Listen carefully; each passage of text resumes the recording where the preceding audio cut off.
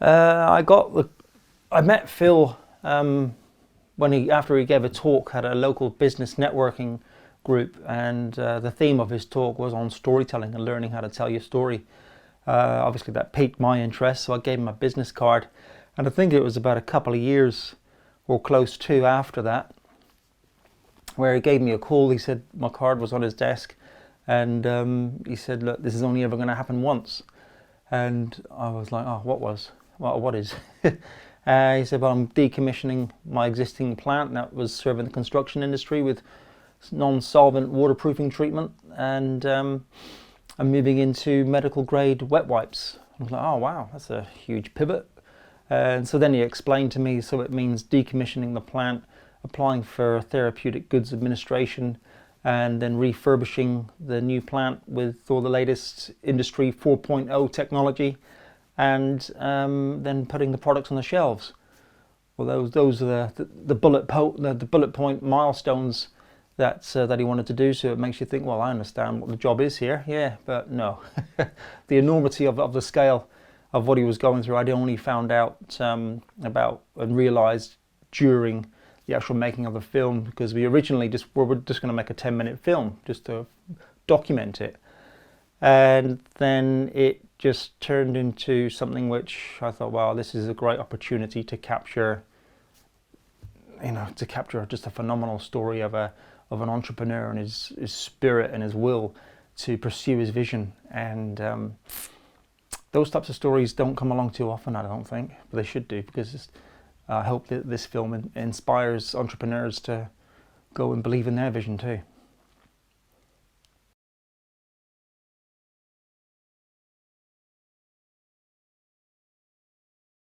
Yeah, well, the filming, I think, took close to 18 months in total from woe to go. Um, and you do expect a bit of drama in there. You do expect a bit of, when you're looking for it as a filmmaker.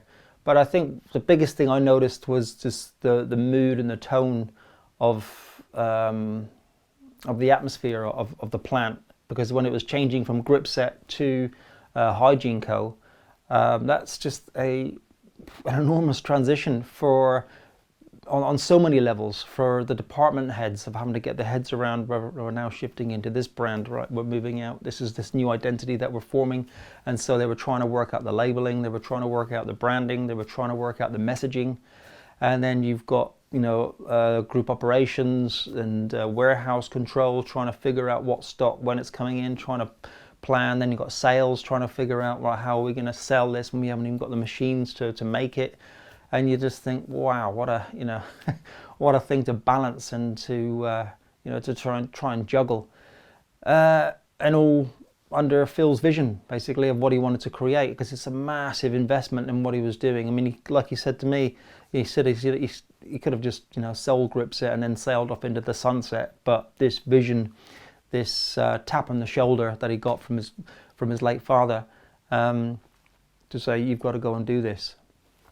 And so that was his driving force, and I think Phil was the only one who was emotionally engaged with that, even though staff were emotionally engaged to a degree of, all right, this is a new transition, this is a new way.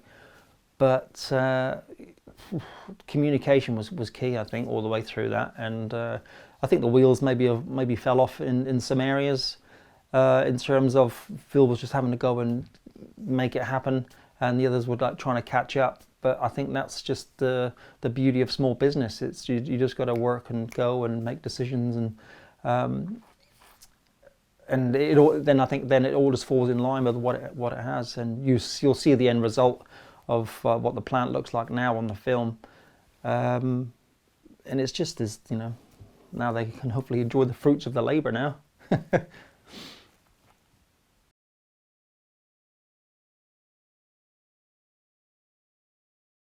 It was I'm trying to not to think of the word delight really, but it was just a very absorbing experience for me as a filmmaker to go and see what Phil was having to do to carry his vision forward. The likes of Phil saying, people don't know me, people know that I've set my mind to it, I will get it done. And Paskey, his old marketing director from Gripset. She often said that, if Phil, once he sets his mind to something, then he gets it done. So you had those affirmations coming through from from existing staff and past staff that were there. So for me, I don't think I ever doubted it. It was just that journey of just seeing the grit that Phil's got to dig into, and that how he's going to structure that just to move forward and push forward and just have that drive, and how he's going to communicate his vision. And I think it's just a massive learning curve for everyone in the business to get on board. So no, for me, it was just purely observational to say, well, how will this pan out? And and I think the journey, and I think where it's at now is creating, a major inspirational platform for other entrepreneurs to step onto and say, well, what's my vision? What's my dream? What can I do? And I think that's a very positive thing.